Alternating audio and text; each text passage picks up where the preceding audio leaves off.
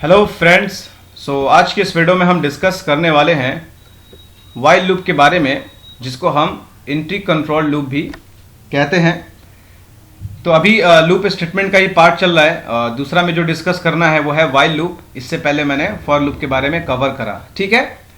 तो while loop क्या है, ये भी जब तक इसका कंडीशन ट्रू रहता है तो ये एग्जीक्यूट होता है, मतलब ये ब्लॉक ऑफ कोड एग्जीक्यूट होता है, ठीक है। तो वाइल लूप जो है use to iterate over the number of statement multiple times, ठीक है। तो फॉर लूप में और वाइल लूप में डिफरेंस यही है कि बस इसके थोड़ा आर्किटेक्चर्स डिफरेंट हैं, जो डेवलपमेंट टाइम में जितने भी डेवलपर्स होते हैं उसको according to coding needs and programming needs में जरूरत पड़ता है। जैसा मतलब जहां जरूरत पड़ता है कि हाँ वाइल लूप से काम चल जाएगा और फॉर लूप की जरूरत नहीं पड़ेगी, तो ऐसे ऐसे जगह पे हम डिफरेंट लूप का यूज करते हैं। तो यहां पर जो कंडीशन है क्या है कि जब हमारा ट्रू रहता है कंडीशन, तो ये ब्लॉक ऑफ प्रोग्राम क्या होगा, हमारा एग्जीक्यूट होगा, ठीक है। तो वाइल लूप जो है बना है, वाइल एक कीवर्ड है जिसके बारे में मैंने बताया था, ठीक है। और ये पैरेंथेसिस के अंदर कंडीशंस एरिया है, इनके अंदर हम कोई भी वैल्यू इनिशियलाइज और इंक्रीमेंट वगैरह नहीं रखते हैं, ठीक है। बस इसके कंडीशन ट्रू होते हैं, मतलब प्रोग्राम का अगर कंट्रोल यहां तक करते करते ऐसे आएगा और यहां पर जब आएगा तो कंडीशन चेक होगा कि ट्रू है या फॉल्स है। अगर ये कंडीशन ट्रू हुआ तो ब्लॉक ऑफ कोड एग्जीक्यूट होगा, नहीं तो फिर हमारा प्रोग्राम का फ्लो यहां से इसके बाद से सीधे नीचे आ जाएगा, ठीक है। ये ब्लॉक ऑफ कोड एग्जीक्यूट नहीं होगा, ठीक है। तो वाइल लूप वर्क कैसे करता है इसके बारे में हम देखते हैं, जानते हैं। इसके अंदर भी इंक्रीमेंट डिक्रीमेंट होता है, तो वो स्टेटमेंट हम कहां लिखते हैं, इसके अंदर, ठीक है।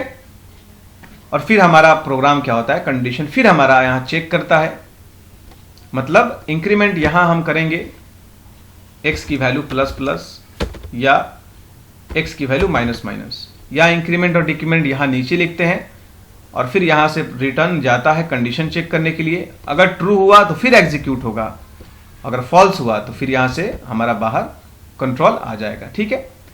तो प्रोग्राम करके देख लेते हैं कि क्या इसके नियम है, कानून है, कैसे बनाते हैं वाइल लूप को, ठीक है। तो मैंने यहां पर कुछ प्रोग्राम्स पहले से लिखे हैं और मैं इसको समझा दे रहा हूं।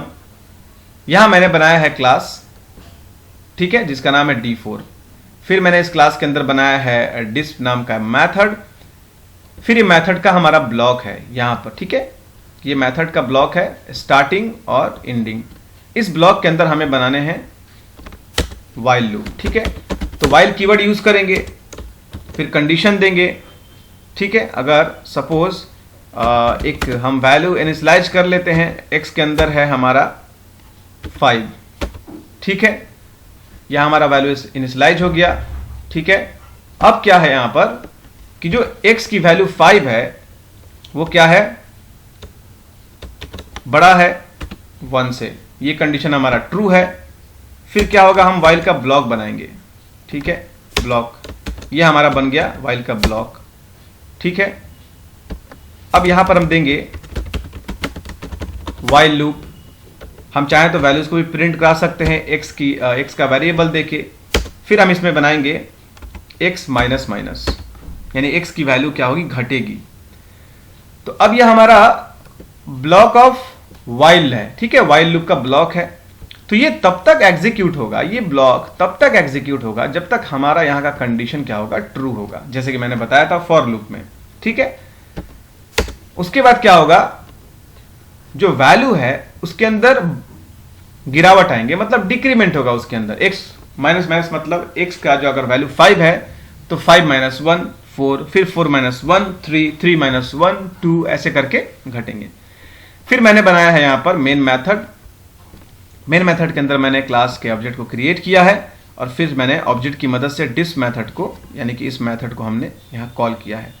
तो जब ये मेथड कॉल होगा तो ये हमारा प्रोग्राम चलेगा, ठीक है। मतलब कॉल होगा तो ये वैल्यू इनिशियलाइज होगा, यहां पर इंट x के अंदर 5 आएंगे, फिर वाइल चलेगा, ठीक है। तो हम इस प्रोग्राम को चला के देखते हैं हमारा आउटपुट क्या आता है। तो आप देख सकते हैं हमारा जो लूप है 5432 तक प्रिंट हुआ है। तो समझते हैं ये कैसे प्रिंट हुआ है पहले। ठीक है,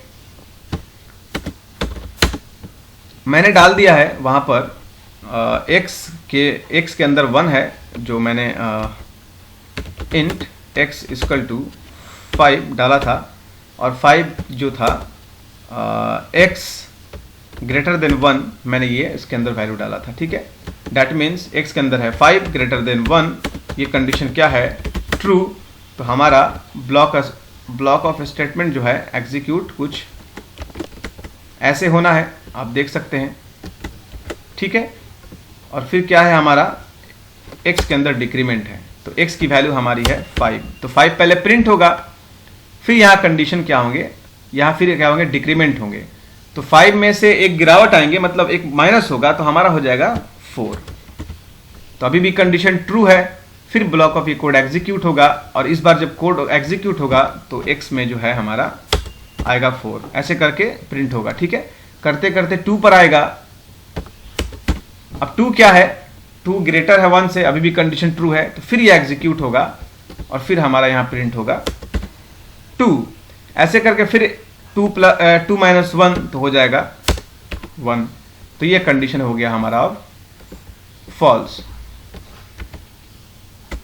अब हमारा प्रोग्राम का कंट्रोल क्या होगा, यहां से ये एग्जीक्यूट होने के बाद यहां से एग्जिट हो जाएगा। ठीक है, तो व्हाइल लूप भी कुछ ऐसे ही काम करता है। तो ये हम यूज करते हैं जैसे हमारी ज़रूरत पड़ती है प्रोग्रामिंग में, प्रोग्रामिंग की जो आर्किटेक्चर में जैसे हमें ज़रूरत पड़ती है उस हिसाब से हम व्हाइल लूप भी यूज़ करते हैं। ये भी फॉर लूप की तरह है, इसमें वैल्यू इनिशियलाइज होते हैं, डैट मीन्स ऊपर कोई एक वैल्यू रहता है या कोई भी एक कंडीशन ट्रू रहता है, तो ये हमारा व्हाइल लूप चलता है, और इंक्रीमेंट डिक्रीमेंट भी रहता है। ठीक है, तो कितनी बार हमें चलाना है व्हाइल लूप को, ये भी डिपेंड करता है। अगर ये इंक्रीमेंट और डिक्रीमेंट अगर हम नहीं देंगे तो हमारे कंडीशन क्या होंगे, इन्फिनिटी तक चलते रहेंगे। डैट मीन्स हम दिखा दे रहे हैं, ये हमारा अभी कंडीशन क्या है, ट्रू है, तो ये हमेशा चलता रहेगा।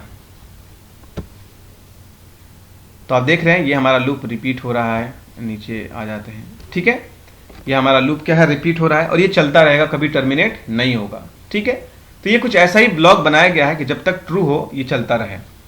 तो ऐसा इसलिए हो रहा है, x क्या है, बड़ा है 1 से, डेट मीन्स 5 ग्रेटर देन 1, तो ये कंडीशन ट्रू है, उसके बाद कोई इंक्रीमेंट डिक्रीमेंट नहीं है, तो ये ब्लॉक ऑफ कोड ट्रू ही रहा है, चलता रहा है, चलता ही रहेगा। ठीक है, तो ये हमारे व्हाइल लूप का जो आउटपुट है, देख रहे हैं कि कैसे बिहेव कर रहा है। ठीक है, तो ओवरऑल व्हाइल लूप बहुत ही आसान था समझना इसको, इसमें बहुत सारा कोई रॉकेट साइंस नहीं है, इसको अच्छे से आप समझ सकते हैं, बस लॉजिक है। ठीक है, अगर फॉर लूप समझ में आ गया तो व्हाइल लूप भी समझ में आसानी से आ जाएगा। ठीक है, अगर कोई दिक्कत हो तो आप मुझे कमेंट कर सकते हैं। हैव अ नाइस डे, जय हिंद।